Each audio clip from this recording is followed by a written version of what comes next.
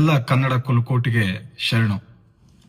ಸ್ನೇಹಿತರೆ, ಕರ್ನಾಟಕ ದೊಡ್ಡ ದುರಂತಕ್ಕೆ ಕಾಲಿಡ್ತಾ ಇದೆ. ಕನ್ನಡಿಗರ ಬದುಕು ಮೊರಾಬಟ್ಟಿ ಆಗುವಂತ ಹಂತಕ್ಕೆ ಬರ್ತಾ ಇದೆ. ಕಾರಣ ಏನಂತಂದ್ರೆ, ಸ್ನೇಹಿತರೆ, ನೀವೆಲ್ಲ ಕೇಳಿರ್ತೀರಾ ನೀಟ್ ಹಗರಣ, ನೀಟ್ ಕ್ವಶನ್ ಪೇಪರ್ ಲೀಕ್ ಅನ್ನುವಂತ ವಿಚಾರ ಕೇಳಿರ್ತೀರಾ. ಇದು ಕನ್ನಡಿಗರಿಗೆ ಆದಂತ ದೊಡ್ಡ ಮಹಾ ಮೋಸ ಮತ್ತು ದೊಡ್ಡ ಕುತಂತ್ರ ಇಲ್ಲಿ ಅಡಗಿದೆ ಅಂತ ಹೇಳಕ್ ಬಯಸ್ತೀನಿ. ಕಾರಣ ಏನಂತಂದ್ರೆ, ಇಡೀ ಭಾರತದಲ್ಲಿ ಅತ್ಯಂತ ಹೆಚ್ಚು ಮೆಡಿಕಲ್ ಸೀಟ್ಗಳು ಮತ್ತು ಮೆಡಿಕಲ್ ಕಾಲೇಜುಗಳು ಇರತಕ್ಕಂತ ಏಕೈಕ ರಾಜ್ಯ ಅಂತಂದ್ರೆ ಅದು ಕರ್ನಾಟಕ ಮಾತ್ರ. ಒಂದು ಕಾಲದಲ್ಲಿ ಇಡೀ ವಿಶ್ವಕ್ಕೆ ಕರ್ನಾಟಕದಿಂದ ಅನೇಕ ಡಾಕ್ಟರ್ಗಳನ್ನ ನಾವು ಕಳಿಸ್ತಕ್ಕಂತಹ ಒಂದು ಬಹುದೊಡ್ಡ ಹೆಮ್ಮೆ ಕನ್ನಡಿಗರದಾಗಿತ್ತು. ಆದ್ರೆ ಈ ನೀಟ್ ಅನ್ನುವಂತ ವ್ಯವಸ್ಥೆ ರಾಜ್ಯದ ಮಟ್ಟದಿಂದ ಕೇಂದ್ರಕ್ಕೆ ಏನ್ ಹೋಯ್ತು ಈ ಪರೀಕ್ಷೆ ಅನ್ನುವಂಥದ್ದು, ಅಲ್ಲಿಂದ ಇಲ್ಲಿವರೆಗೆ ಕನ್ನಡಿಗರಿಗೆ ಅನ್ಯಾಯ ಆಗ್ತಾನೆ ಬರ್ತಾ ಇದೆ.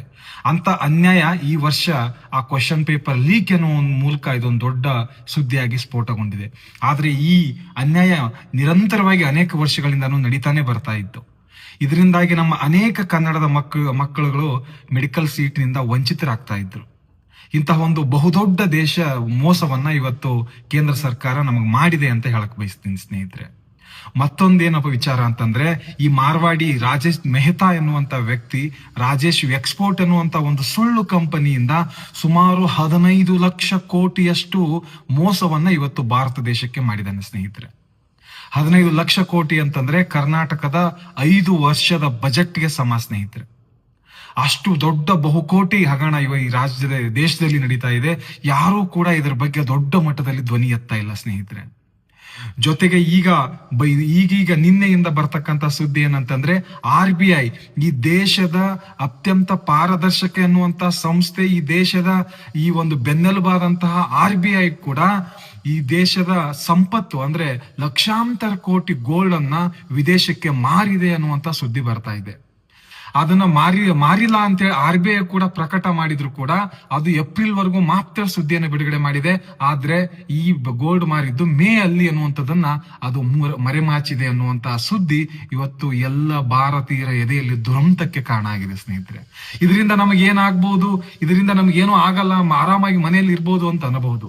ಆದ್ರೆ ಈ ಎಲ್ಲ ಒಂದೊಂದು ರೂಪಾಯಿ ಕೂಡ ನೀವು ಬೆಳಿಗ್ಗೆ ಹಚ್ಚುವಂತ ಒಂದು ಕ್ಲಿನಿಕ್ ಪ್ಲಸ್ ಶ್ಯಾಂಪೂ ಇಂದ ಹಿಡಿದು ರಾತ್ರಿ ಮಲಗುವಂತಹ ಒಂದು ಗುಡ್ ನೈಟ್ಗೆ ನಾವು ಕಟ್ಟುವಂತಹ ಪ್ರತಿಯೊಂದು ಪೈಸೆಯ ಟ್ಯಾಕ್ಸ್ ಕೂಡ ಇದರಲ್ಲಿ ಕೂಡಿದೆ ಸ್ನೇಹಿತರೆ. ನಿಮಗೆ ಇನ್ನೊಂದು ವಿಚಾರ ಗೊತ್ತಾ? ಈ ರಾಜೇಶ್ ಮೆಹ್ತಾ ಕಂಪನಿಯಲ್ಲಿ 10% ಹೂಡಿಕೆ ಮಾಡಿದ್ದು ಸೆಂಟ್ರಲ್ ಗೌರ್ಮೆಂಟ್ ನ ಲೈಫ್ ಇನ್ಸೂರೆನ್ಸ್ ಆಫ್ ಇಂಡಿಯಾ ಸ್ನೇಹಿತರೆ. ಅಂದ್ರೆ ಈ LICನೇ ಬಂದ್ ಇದ್ರಲ್ಲಿ 10% ಇನ್ನು ಇನ್ವೆಸ್ಟ್ ಮಾಡ್ತಾ ಇದೆ ಅಂತಂದ್ರೆ ಎಷ್ಟು ದೊಡ್ಡ ಮಟ್ಟದ ಹಗರಣ ಈ ಸೆಂಟ್ರಲ್ ಗೌರ್ಮೆಂಟ್ ಮಾಡಿದೆ ಅನ್ನುವಂಥದ್ದನ್ನ ನಾವು ವಿಚಾರ ಮಾಡಬೇಕು. ಆದ್ರೆ ಈ ವಿಚಾರದ ಬಗ್ಗೆ ರಾಜ್ಯ ಸರ್ಕಾರ ದೊಡ್ಡ ಮಟ್ಟದಲ್ಲಿ ಧ್ವನಿ ಎತ್ತುತ್ತೆ ಅಂತಂದ್ರೆ ಈ ಹೇತ್ಲಾಂಡಿಗಳು, ಈ ಮುದುಕರ ಒಂದು ಏನು ಸಚಿವ ಮಂಡಲ ಇದೆ, ಇವರೆಲ್ಲ ಸೇರ್ಕೊಂಡು ಇವತ್ತು ನನಗೆ ಆ ಸೀಟ್ ಬೇಕು, ಈ ಸೀಟ್ ಬೇಕು ಅನ್ನುವಂತಹ ಇನ್ನೂ ತಾವು ಸತ್ತು ಗೋರಿಗೆ ಹೋಗುವಂತ ಒಂದು ಸನ್ನಿವೇಶದಲ್ಲೂ ತಮಗೆ ಒಳ್ಳೊಳ್ಳೆ ಲಾಭದಾಯಕ ಹುದ್ದೆಗಳು ಬೇಕು ಅಂತ ಬಾಯಿ ಬಿಡ್ಕೊಳ್ಳುವಂತಹ ಸಚಿವರನ್ನ ನಾವು ಇವತ್ತು ತಗೊಂಡ್ ಕೂತಿದ್ವಿ ಸ್ನೇಹಿತರೆ. ಹೀಗಾಗಿ ಪ್ರತಿಯೊಬ್ಬ ಕನ್ನಡಿಗನು ಎಚ್ಚೆತ್ಕೋಬೇಕು.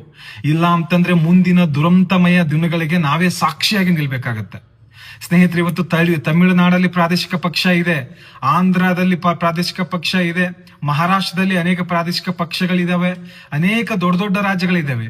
ಆದ್ರೆ ಇಲ್ಲಿ ಕರ್ನಾಟಕದಲ್ಲಿ ಮಾತ್ರ ರಾಜಕೀಯದ ಯಾವುದೇ ಒಂದು ಹೇಳಿಕೆ ಅಥವಾ ಒಂದು ಹೆಜ್ಜೆ ನೀಡಬೇಕಂತಂದ್ರೆ ದೆಹಲಿಯ ದೊರೆಗಳ ಮುಂದೆ ನಾವು ಕೈಕಟ್ಟಿ ಬಾಯಿ ಬಿಚ್ಚಲಾರದಂತಹ ಸನ್ನಿವೇಶಕ್ಕೆ ನಾವು ಇವತ್ತು ತಂದು ನಿಂತಿದ್ವಿ ಸ್ನೇಹಿತರೆ. ಹೀಗಾಗಿ ಪ್ರತಿಯೊಬ್ಬ ಕನ್ನಡಿಗನು ಎಚ್ಚೆತ್ಕೋಬೇಕು. ಈ ಮುದುಕರನ್ನ ನಾವು ಇನ್ನೆಷ್ಟು ದಿವಸ ನಾವು ಸಪೋರ್ಟ್ ಮಾಡ್ಬೇಕು? ಎಲ್ರಿಗೆ 70 ವರ್ಷ ಮೇಲಾಯ್ತು, 70 ವರ್ಷ 80 ವರ್ಷ 90 ವರ್ಷ ಆದ್ರೂ ಇವ್ರಿಗೆ ಉನ್ನತ ಹುದ್ದೆಗಳನ್ನ ಕೊಟ್ಟು ಯಾವುದೇ ರೀತಿ ಕೆಲಸ ಮಾಡದೆ ಇವರು ಮನೆಗಳಿಗೆ ಗಂಟು ರಾಜ್ಯದ ಬೊಕ್ಕಸವನ್ನ ಬರಿದು ಮಾಡ್ತಾ ಹೋಗ್ತಕ್ಕಂತ ಈ ಮುದುಕರನ್ನ ನಾವು ಬೆಂಬಲಿಸೋದನ್ನ ಬಿಡಬೇಕು. ಅದು ಯಾವುದೇ ಪಕ್ಷದ್ದಾಗಿರ್ಲಿ, ಇವತ್ತು ಕಾಂಗ್ರೆಸ್ ಆಗಿರ್ಲಿ, ಬಿಜೆಪಿ ಆಗಿರ್ಲಿ, JDS ಆಗಿರ್ಲಿ, ಈ ಮುದುಕರನ್ನ ಸರಿಸಿ ಹೊಸ ಯುವ ಪೀಳಿಗೆ ಬರಬೇಕು ಸ್ನೇಹಿತರೆ. ಹೊಸದೊಂದು ಸಿದ್ಧಾಂತ ಬರಬೇಕು. ಎಷ್ಟು ದಿವಸ ಈ ಭ್ರಷ್ಟಾಚಾರದಲ್ಲಿ ಬದುಕಬೇಕಾಗತ್ತೆ ನಾವು? ವಿಚಾರ ಮಾಡಿ ಸ್ನೇಹಿತರೆ. ಪ್ರತಿಯೊಬ್ಬ ಮನೆಯಲ್ಲೂ ಕೂಡ ಇವತ್ತು ಕ್ಯಾನ್ಸರ್ ಪೇಷಂಟ್ ಇದ್ದಾನೆ, ಒಬ್ಬ ಹಾರ್ಟ್ ಪೇಷಂಟ್ ಇದ್ದಾನೆ, ಒಬ್ಬ BP ಪೇಷಂಟ್ ಇದ್ದಾನೆ, ಒಬ್ಬ ಶುಗರ್ ಪೇಷಂಟ್ ಇದ್ದಾನೆ. ಕಾರಣ ಏನಂತಂದ್ರೆ ನಾವು ತಿನ್ನುವಂತ ಆಹಾರವನ್ನು ಕೂಡ ಈ ರಾಜಕಾರಣಿಗಳ ದುರಂತ ಶಕ್ತಿಗಳು ವಿಷ ಮಾಡಿಟ್ಟಿದ್ದಾರೆ. ಯಾವುದೇ ರೀತಿ ಕ್ರಮಗಳನ್ನ ತಗೊಳ್ಳದೆ ಇವತ್ತು ಯಾವುದೇ ಒಬ್ಬ ವ್ಯಕ್ತಿ ಕೊಲೆ ಮಾಡಿದ್ರು ಕೂಡ ಅವನು ಎರಡು ತಿಂಗಳು 3 ತಿಂಗಳು ಅನ್ನೋಷ್ಟಿಗೆ ಹೊರಗಡೆ ಬಂದು ಓಡಾಡ್ತಾ ಇದ್ದಾನೆ ಅಂತಂದ್ರೆ ಈ ದೇಶದ ಕಾನೂನು ವ್ಯವಸ್ಥೆ ಆಗಿರ್ಬೋದು, ಶಾಸಕಾಂಗ ಆಗಿರ್ಬೋದು, ನ್ಯಾಯಾಂಗ ಆಗಿರ್ಬೋದು, ಎಲ್ಲವೂ ಕುಸಿದು ಹೋಗಿ ಇವತ್ತು ಭಾರತೀಯರ ಇಡೀ ಒಂದು ಜನಸಂಖ್ಯೆ ದೊಡ್ಡ ದುರಂತಮಯ ವಾತಾವರಣದಲ್ಲಿದೆ. ಅದರಲ್ಲೂ ಕೂಡ ಕರ್ನಾಟಕಕ್ಕೆ ಇವತ್ತು ಇಡೀ ಉತ್ತರ ಭಾರತದ ತುಂಬಾ ದೊಡ್ಡ ಮಟ್ಟದಲ್ಲಿ ದುರಂತಕ್ಕೆ ಸಾಕ್ಷಿಯಾಗಿ ನಿಂತು ಅಲ್ಲಿಂದ ಬರ್ತಕ್ಕಂತ ವಲಸೆಕೋರರಿಗೆ ಸ್ಥಳವಾಗಿ ಇವತ್ತು ಕರ್ನಾಟಕ ಮಾರ್ಪಡ್ತಾ ಇದೆ ಸ್ನೇಹಿತರೆ. ಹೀಗಾಗಿ ಪ್ರತಿಯೊಬ್ಬ ಕನ್ನಡಿಗನು ಜಾಗೃತನಾಗಿ ಈ ವಿಚಾರವನ್ನ ವಿಚಾರ ಮಾಡಿ ಈ ವಿಚಾರದ ವಿರುದ್ಧ ನಿಂತ್ಕೊಳ್ಳಿ ಅಂತ ಹೇಳ್ತಾ, ದಯವಿಟ್ಟು ಈ ವಿಚಾರದ ಬಗ್ಗೆ ಮಾತಾಡಿ ಅಂತ ಹೇಳ್ತಾ ಈ ಮಾತನ್ನು ಮುಗಿಸ್ತೀನಿ. ಶರಣು ಶರಣಾರ್ಥಿ.